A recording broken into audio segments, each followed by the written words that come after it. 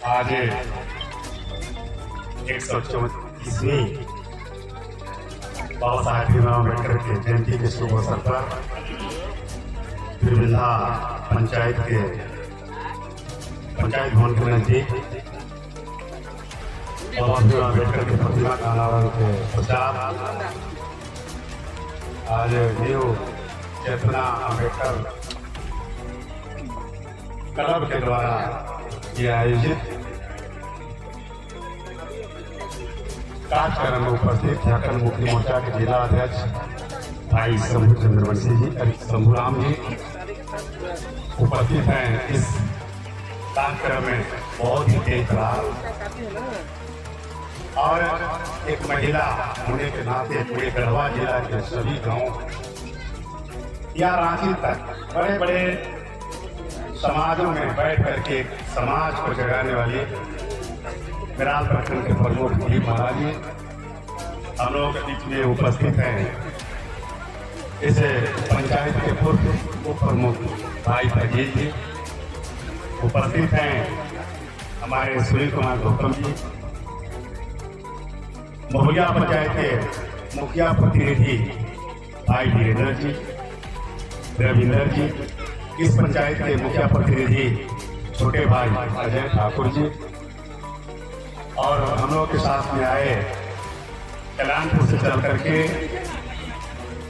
इस प्रकार उर्फ पांडे जी और इस कार्यक्रम में सभी मेरे नौजवान साथी बुजुर्गों और खासकर बैठी हमारी माँ और बहनों, मैं अपनी ओर से इस कार्यक्रम में सभी लोगों को मैं हृदय से स्वागत अभिनंदन करता हूँ। आपको मालूम होगा कि बाबा भीमराव अम्बेडकर की प्रतिमा माननीय मंत्री पूर्व मंत्री विजय सिंह ठाकुर जी के द्वारा यहाँ स्थापित करने का काम किया गया था, लेकिन आज उनके जो रांची में कुछ कार्यक्रमों के लेकर के वो व्यस्त हैं, इसलिए नहीं आ पाए। समय बहुत कम है, मैं एक बात जरूर कहूंगा। आज उस शख्स का जयंती हम मना रहे हैं कि आपको जानकारी है कि जब स्कूल में पढ़ने जाते थे तो उनका अलग से पानी का घड़ा रखा जाता था और जब स्कूल में जाते थे तो उनको अलग बैठाया जाता था।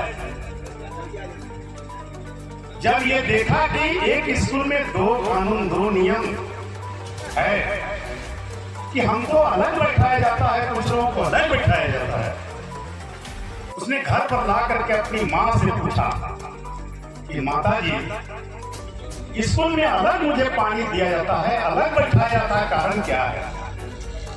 उनकी माँ ने कहा कि बेटा, मैंने सुना है कि हम क्षुद्र जाति के हैं, हम नीच जाति के हैं,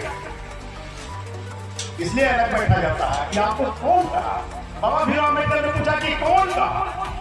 बोला कि सुने हैं बेटा कि किताब में लिखा हुआ है, किताब में लिखा हुआ है। बोला कि कौन सी किताब है?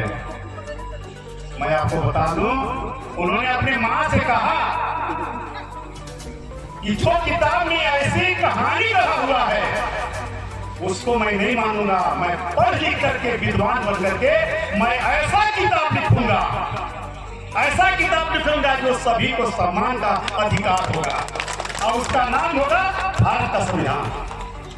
उन्हें भारत का संविधान लिख करके समानता का अधिकार दिया। तो बाबा भीमराव अम्बेडकर के पास 32 डिग्रियां थी, जिसमें 4 पीएचडी था, 4 पीएचडी करके बैठे हुए थे। कुछ लोग उसमें डॉक्टर नाम लिखा हुआ है, डॉक्टर बाबा भीमराव अम्बेडकर। कुछ लोगों ने कहा कि डॉक्टर साहब हमको इलाज करिए, हमारा तबीयत खराब है, मलेरिया है। उन्होंने कहा कि वो डॉक्टर हम नहीं है, ये आप इलाज कराने हैं। वो हम डॉक्टर हैं जो समाज में कुर्तियां, जात पात, भेदभाव फैला हुआ है, उसको मन से निकाल के जो किया है उसको फेंकने वाला हम डॉक्टर हैं।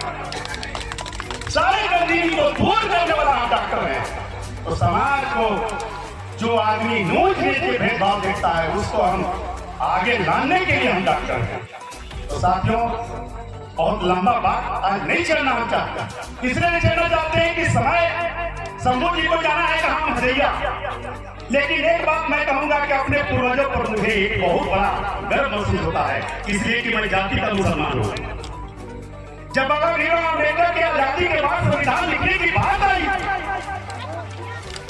तो उसमें चयन 192 लोग हुए और चुनाव होने लगा, लेकिन बाबा भीमराव अम्बेडकर महाराष्ट्र की धरती से खड़ा हुआ कि हम चुनाव लड़ेंगे। वहां के पूंजीपतियों और लोगों ने, स्वयं जाति के लोगों ने नारा दिया कि दरवाजा खिड़की के बाद छोड़ दो, रोशनदान भी बंद कर दो, नारा लगाया।